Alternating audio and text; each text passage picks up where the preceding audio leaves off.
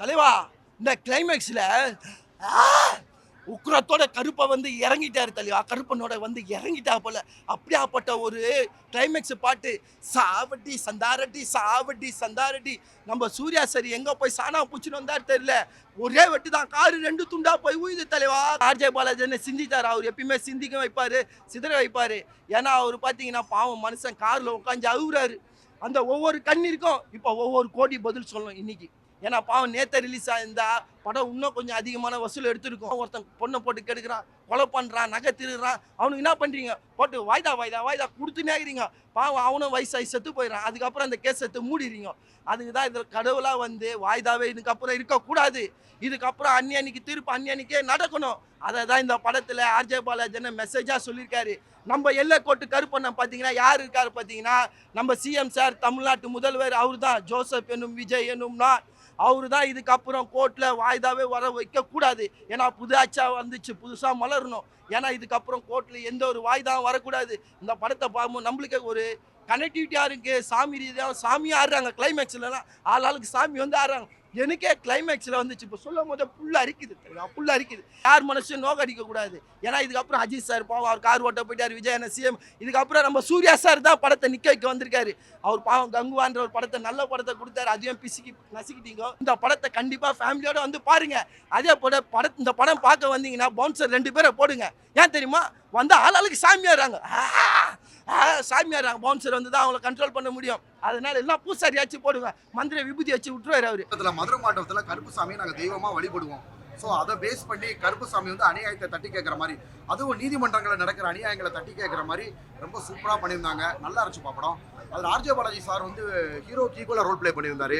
திர்ஷா மேடம்க்கு வித்தியாசமான ஆங்கிளாக இருந்துச்சு. ஸோ அதை பார்க்குறதுக்கு ரொம்ப நல்லா இருந்துச்சு. அழகுரோயில் பக்கத்தில் தான் எனக்கு வீடு. ஸோ நாங்கள் என்ன ஒரு நிகழ்வுனாலும் பில்லி சூனியம் தடைகள் புதுசாக ஏதாவது வண்டி வாங்கிட்டோம்னா 18ஆம் படி கருப்புசாமியில் வச்சு எலுமிச்சம்பளம் வச்சு ஏற்றிட்டு தான் மற்ற வேலையவே ஆரம்பிப்போம். பயங்கரமாக பண்ணியிருக்காரு, பயபக்தியாக பண்ணியிருக்காரு. ஆமாம் சொல்லலாம். ஒரு சீன் வந்துச்சு. ஆக்சுவலாக அந்த சீன் ரிமூவ் ஆயிடுச்சுன்னு நினைக்கிறேன். அது பல குழப்பங்கள். லேட்டஸ்ட் ஆர்ஜே பாலாஜி சாரோட இன்டர்வியூ பார்த்தேன். அந்த வாட்டர்மெலன் சீன் யார் பண்ணாங்கன்னு 2K கிட்ஸ் நிறைய பேருக்கு கன்ஃபியூஸ் ஆகுது. அதனால கூட அந்த சீன் நான் எடுத்துடலாமா, சின்ன சீன் தான், அதனால எனக்கு ஒன்றும் பெரிய வருத்தம் கிடையாது. அடுத்தடுத்த படங்கள் அடுத்து ஃபேக் இன்கம் டேக்ஸ் ஆஃபீஸர் ஒரு படம் பண்ணியிருக்கேன்ப்பா. அது ஆகஸ்ட் மாதம் ரிலீஸ். அடுத்த டைம் உங்களை சூர்யாவோட ஷேர் பண்றத பார்க்க முடியுமா? கிட்டத்தட்ட அந்த வாட்டர்மெலன்ஸ்ல நீங்க கிட்டத்தட்ட அவர் போட்டியில நீங்க அப்படிலாம் சொல்ல முடியாது சார்.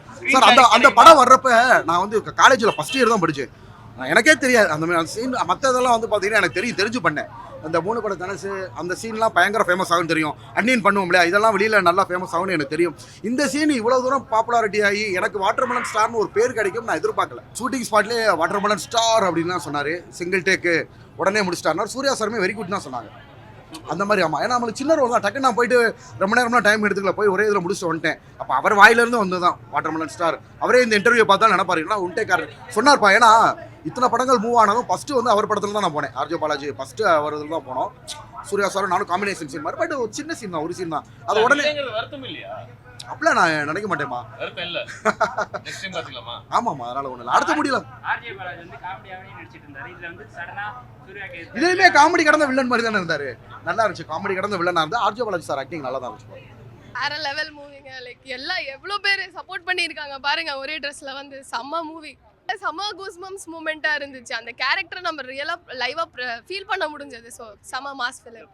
அவ்வளோ எஃபர்ட்ஸ் போட்டதுக்கு அவர் அவ்வளோ ஃபீல் பண்ணாரு. பட் கண்டிப்பாக வந்து தியேட்டரில் போய் பார்க்கணும். Worth. He is known for these kind of movies, no? Like அவர் செமையாக கனெக்ட் பண்ணி ரிலேட் பண்ணியிருந்தார். எந்த கேரக்டருக்கு யார் சூட் ஆவான்னு அவருக்கு கண்டிப்பாக தெரியும். ஸோ அந்த மாதிரி பயங்கரமாக இருந்துச்சு. இந்த கேரக்டர் சூர்யா தவிர யார் பண்ணியிருந்தாலும் அவ்வளோ சாட்டிஸ்ஃபைடாக இருந்திருக்காது. சொல்ல வேணும், சூர்யா த்ரிஷா காமா லைக் தேர் மேட் லைக் செமையாக இருந்துச்சு. ஸ்க்ரீன் ப்ரெசன்ஸ் செமையாக இருந்துச்சு 2 பேருக்கும். அவர் மியூசிக் இல்லைன்னா இந்த படம் அவ்வளோ லைவாக இருந்திருக்காது. ஸோ எவ்ரி சீன் அவர் மியூசிக்னால தான் லைக் கூஸ்பம்ஸ் மூமெண்ட்டாக ஃபீல் ஆச்சு. ஸோ என்ஜாய் பண்ண மூவி. 9 ஒரு கருப்பன் அவனே இறங்கி வந்து இந்த படத்தை எடுத்து முடிச்சிருக்கான். ஆர்ஜே பாலாஜி மூலமாக இந்த படம் நிறைவேறி இருக்கு. சூர்யா அண்ணாவுடைய ஒரு சீன் அந்த அப்பியரன்ஸ் இருக்குது பார்த்தீங்களா, டெரிஃபிக்காக இருக்குது. கண்டிப்பாக வந்து தேட்டரில் பாருங்கள். தேட்டரில் பார்க்க வேண்டிய படம். எங்கேயுமே டிவியில் பார்க்கலாம், ஓடிடியில் பார்க்கலாம். இந்த விஷயம் மிஸ் பண்ணுறாதீங்க. ஒரு சீனுமே செதுக்கி விட்டுருக்காங்க. இந்த காலத்துக்கு ரொம்ப தேவையான ஒரு படமாக இருக்கும். படம் எதுக்கு இவ்வளோ தடைகள் சந்திச்சுதுன்றது இந்த படத்துக்கு பார்த்துட்டு வந்த பிறகு நீங்கள் என்கிட்ட கேட்டிங்கன்னா நீங்கள் கேட்க மாட்டீங்க, உங்களுக்கு தெரிஞ்சிடும். ஓகே, இதனால தான் வந்து இந்த படம் போஸ்ட்போன் ஆகிருக்கு, நேற்று ரிலீஸ் ஆகிற நிலைமைக்கு ஏன் ரிலீஸ் ஆகலைன்றது இந்த படம் பார்த்தீங்கன்னா தெரிஞ்சிடும். பயங்கரமாக பண்ணியிருக்காரு ப்ரோ. ஆர்ஜே பாலாஜனா செலக்ட் பண்ணியிருக்காரா இல்லை இவர் வந்து இவரோட வாலண்டியராக போய் கேட்டாதான் தேவையே கிடையாது. அவருடைய ஒர்க்கை பர்ஃபெக்டாக பண்ணியிருக்காரு. சூர்யா நான் எவ்வளோ பேர் நடிக்கிறோ அவர் ஏற்ற மாதிரி தான் நான் பிஜிஎம் போடுவேன். என் வயசுலாம் நான் பேசக்கூடாது, ஏஜ் டசன்ட் மேட்டர்.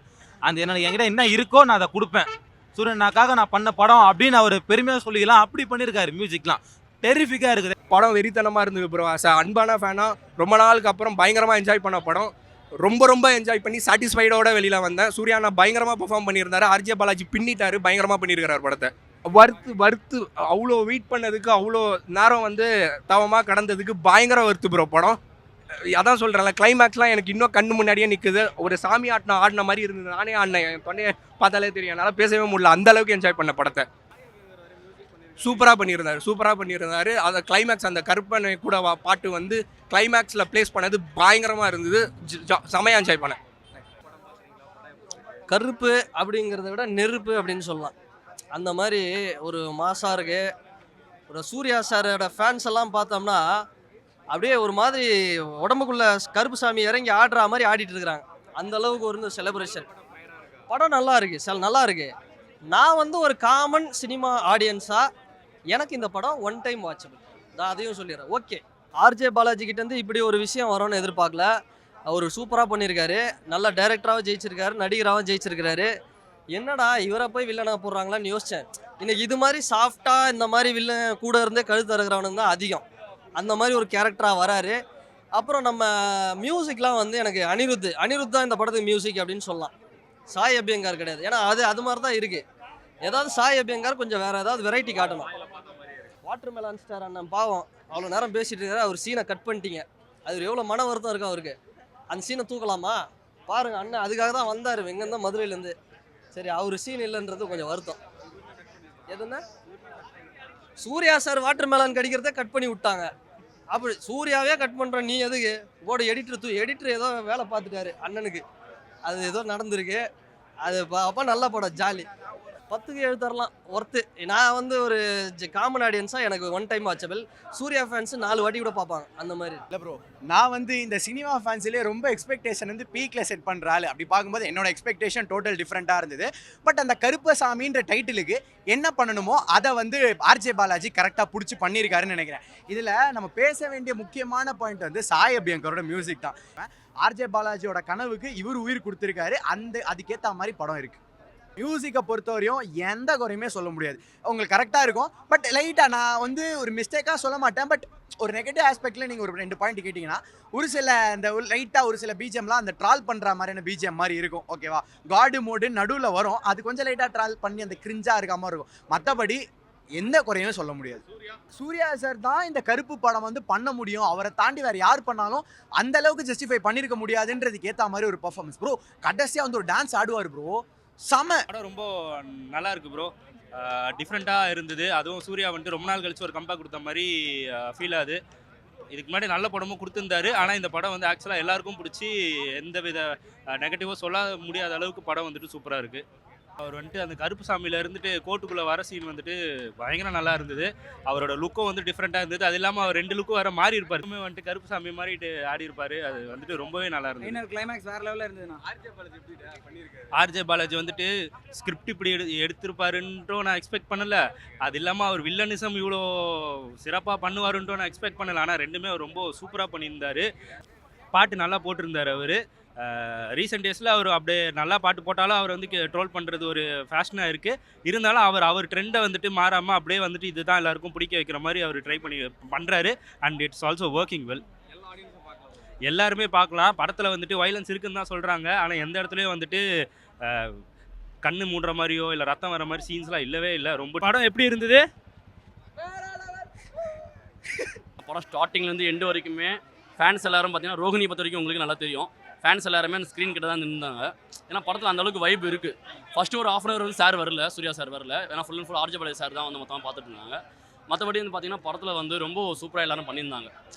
லைக் எல்லா கேரக்டருக்கும் இம்பார்ட்டன்ஸ் கொடுத்துருந்தாங்க. படத்தோட கதையும் ரொம்ப இம்பார்ட்டன்ஸாக இருந்தது. எந்த ஒரு இதையும் பேஸ் பண்ணாமல் படத்தில் ஒரு நார்மல் கதை, ஒரு கோட் எப்படி இருக்கணும், ஒரு சமுதாயம் எப்படின்னு சொல்லி காட்டின கதை. ப்ளஸ் இந்த படத்தில் வந்து பார்த்தீங்கன்னா வந்து சாய் அபியங்கர் வந்து சாப்பிட்ருக்காரு. மெயின் மேட்ரே சாய் அபியங்கர். ஏன்னா ஒரு படத்தில் வந்து பார்த்தீங்கன்னா மேட்ரே மியூசிக் தான். அந்த மியூசிக்கை சாய் அபியங்கர் வந்து ரொம்ப சூப்பராக போட்டிருக்காங்க. ப்ளஸ் வந்து பார்த்தீங்கன்னா வந்து படத்தில் என்ன ஒரு மைனஸாக எனக்கு தெரிஞ்சதுன்னா அந்த விஷுவல் எஃபெக்ட்ஸ்னு சொல்கிறக்கூடிய விஷயம் வந்து ரொம்ப மைனஸாக தெரிஞ்சது எனக்கு. ஒரு ஃபேமிலியோடு வரீங்கன்னா டிசப்பாயின்மெண்ட் ஆகாமல் நீங்கள் வெளியே போவீங்க. இதுதான் மேட்ரு. செமையாக நடிச்சிருக்காங்க. அந்த கருப்பு ஆக்டிங், அந்த கெட்டப் செமையாக இருக்கு அவங்களுக்கு. பக்காவாக பொருந்திருக்கு அவங்களுக்கு. நல்லா இருக்கு. ஆமாம், ஒர்த்தாக இருக்கு. எடுத்த டிக்கெட்டு ஒர்த்தாக இருக்கு. சூப்பராக இருக்கு. எந்த இதுவுமே போர் அடிக்கவே இல்லை. படம் ஃபேமிலி என்டர்டைனர் மூவி தான். மியூசிக் செமையாக இருக்குது. சாய் செமையாக பண்ணியிருக்காப்புல. ஆர்ஜே பாலாஜி என்ன பயங்கரமாக பண்ணியிருக்காங்க. படம்லாம் சூப்பராக இருக்குண்ணா. நீங்களே எல்லாரும் தேட்டலாகவே பாடுறீங்க. எல்லாமே சூப்பராக இருக்குது. மியூசிக்லேருந்து ஆக்டிங்லேருந்து எல்லாமே சூப்பராக இருக்குது. ரொம்ப ஒர்த்துண்ணா, பயங்கர ஒர்த்து. எல்லாம் போய் தாராளமாக பார்க்குறான் தேட்டரில். ஃபேமிலியோட போய் பாருங்க. இசை இறக்கண்ணா ஒரு இதுக்கு பிறகு என்னடா சொல்கிறது இருக்குது அவரை பற்றி. த்ரிஷா விடுங்க, சூர்யா மிரட்டிட்டாரு. ஒவ்வொரு ஃப்ரேம்லேயும் சூர்யாவோட அந்த ஆர்வம் குறையவே இல்லை. பார்த்துக்கிட்டே இருக்கலாம். சூர்யா ஒர்த்து. ஃப்ரேம் வர ஃப்ரேம் ஃபுல்லாக திருப்தியாக தான் இருந்துச்சு. கண்டிப்பாக பார்க்கலாம் ப்ரோ. அண்ணன் விஜய் இருக்காருண்ணே, போய் பாருங்கண்ணே. தளபதி இருக்காருண்ணே, உண்மையான அஜித் இருக்காரு. ஆமாம் ஐயா, அந்த தேட்டரில் எதனா ஒரு ஃப்ளாப்பு படம் வரும். நானும் நெகட்டிவாக பேசி வைரல் ஆகலான்னு பார்க்குறேன். ஒரு ஃப்ளாப்பு கொடுக்க மாட்டேன்றானுங்க. தமிழ் இண்டஸ்ட்ரி வளர்க்குறதுக்கு அடுத்த படம் வந்துச்சுங்க. கருப்பு வந்துட்டார். சூர்யா ஒரு இதில் நடிப்பில், ஆர்ஜே டைரக்ஷனில், அவரோட வில்லன் ஒரு கதாபாத்திரத்தில், சாயோட மியூசிக்கில் பிச்சு பெடல் எடுத்துட்டாருங்க. எல்லாம் பிளாக் பஸ்டராக வந்து பாருங்கள். படம் பிளாக் பஸ்டர். கேமியோ வந்து மிக்ஸ் பண்ணி பழைய இதெல்லாம் விஷயத்தை ஞாபகப்படுத்துறது தாங்க அது படம். இப்போ ஏகேஎக் சாருக்கு எப்படி குட் பேட் அக்லியில் எல்லா விஷயத்தை ஆட் பண்ணி காமிச்சாங்களோ, சூர்யா சார் ஃபேன்ஸை வந்து நான் சந்தோஷப்படுத்தணும்னு சொல்லிட்டு சிங்கமாக வராரு. எல்லாத்தையும் ஞாபகப்படுத்துறாரு. டான்ஸு எல்லாம் ஓவரால் நல்லா வந்திருக்குங்க. ஆதி மூவி வந்து நாங்கள் எல்லாருமே நின்றுட்டே தான் பார்த்தோம். ஸோ அந்தளவுக்கு ஒரு நல்ல எக்ஸைட்மெண்ட் அண்ட் நல்ல என்டர்டெயின்மெண்ட் மூவி. கண்டிப்பாக 100% பிளாக் பஸ்டர். கண்டிப்பாக ஒர்த் வெயிட்டிங் அண்ட் எக்ஸ்பெக்டேஷன்ஸையும் கரெக்டாக மீட் பண்ணியிருக்காங்க. ஐ திங்க் இந்த சம்மர் ஹாலிடேஸ்க்கு ஒரு நல்ல என்டர்டெயின்மெண்ட் மூவி தான் சொல்லுவேன் நான். ஒரு நல்ல மெசேஜ் இருக்குது. அதை கரெக்டாக கன்வே பண்ணியிருக்காங்க. ஹோப் எல்லாருக்குமே அது பிடிக்கும். எல்லாமே கனெக்ட் ஆகும். சூப்பராக பண்ணியிருக்காங்க. போத் டைரக்ஷன் அண்ட் ஆக்டிங் ரெண்டுமே நல்லா பண்ணியிருக்காங்க. சூர்யா வந்து கண்ணாலேயே நடிக்கிறாருங்க. அவரெல்லாம் வந்து ரெண்டு பேருமே டிஃப்ரெண்ட்டாக நல்லா பண்ணியிருக்காங்க. நல்லா இருந்தது. இட்ஸ் நாட் லைக் எ பேர், பட் அவங்க சீன்ஸ் எல்லாமே நல்லா இருந்தது. நான் 10 out of 10 கொடுப்பேன். அடுத்து ஃபேக் இன்கம் டேக்ஸ் ஆஃபீஸராக ஒரு படம் பண்ணியிருக்கேன்ப்பா. அது ஆகஸ்ட் மாதம் ரிலீஸு. நேற்று தான் போய் டப்பிங் பண்ணிட்டு வந்தேன். பிக் பாஸ்க்கு முன்னாடி 5 படங்கள் பண்ணேன். அந்த 5 படங்களில் வந்து பார்த்தீங்கன்னா 3 படங்களில் நம்ம வாட்டர்மெலன் சாப்பிட்றது, அந்த 3 படம் தனுசு, அந்த கர்ணன் சிவாஜி கணேசன் சார் ஆக்டிங் இதெல்லாம் வந்துகிட்டு இருந்துச்சு. இப்போ தான் நம்ம உள்ளுக்குள்ளே கேரக்டருக்குள்ளே போயிருக்கோம். வளர வரத்தான கண்டு செய்யும். முதல்ல சாதாரணமாக இருந்தோம். அப்புறம் யூடியூப் சேனல் மூலமாக இன்டர்வியூவில் வந்தோம். டிவி சேனலுக்கு பண்ணோம். பிக் பாஸ் வந்து பெரிய பிளாட்ஃபார்ம் இல்லையா? அதில் நிறைய நடிகர்களுக்கு வாய்ப்பு கிடைக்கல. நிறைய டேரக்டர் மூவ் பண்ணுறாங்க, அவங்களுக்கு வாய்ப்பு கிடைக்கல. எஸ்பெஷலி இந்த சின்னத்திரை நடிகர்கள், சீரியல் ஆக்டர்ஸ்லாம் நிறைய பேர் பிக் பாஸ் வெறித்தனமாக ட்ரை பண்ணுறாங்கப்பா. அவங்களுக்கு கிடைக்கல. பட் நம்மளுக்கு டக்குன்னு உள்ளுக்குள்ளே போயிட்டோம்ல, உடனே எப்படி சார் சினிமாவில் ஹீரோ ஆக்குவாங்க? ஓரளவு நல்ல ரோல் சார். நல்ல ஓரளவு மாசாக இருந்தால் பண்ணலாம். அதாவது நம்ம நடிப்பை கக்குற மாதிரி இருக்கணும். அந்த மாதிரி ஆசைப்படுறேன். ஏன்னா ஆரம்பத்துலலாம் சினிமா ஹீரோன்றதான் காமெடி பேசுகிறப்பே இதாகிடும். உடனேலாம் ஆக்க மாட்டாங்க. பட் அவங்களோட மார்க்கெட் எகிறப்ப இப்பயே யங்ஸ்டர்ஸோட இது வரவேற்பு பயங்கரமாக இருக்குப்பா. ஸோ இதை வச்சு நம்மளை மார்க்கெட் இப்போ சரியான மார்க்கெட்டில் இருக்கும். அதே மார்க்கெட் வந்து நம்மளை அடுத்த லெவலுக்கு கொண்டு போயிடும். என்னன்னா இவர் நெகட்டிவ் மார்க்கெட்டிங் பண்ணா நம்ம ஃபேமஸ் ஆயிரலாம் அப்படின்னு சொல்லி நெகட்டிவ் மார்க்கெட்டிங் பண்றாரு திவாகரன். நிறைய பேர் பேசுறாங்க. சொல்லலாம், நல்லா நீங்களே நோட் பண்ணுங்க. நான் வந்த வழி வந்து மார்க்கெட்டிங்னா எப்படி சொல்றதுன்னா இதெல்லாம் கிண்டல் பண்ற மாதிரி விஷயத்தை பண்ணி ஒரு ஃபேமஸ் ஆயிரலாம்னு நினைக்கிறேன். பெரிய நடிகருக்கே ஆரம்பத்தில் ட்ரோலாக தான் வந்தாங்கம்மா. அவங்களாம் டக்குன்னு பெரிய இந்த லெவலுக்கு போல.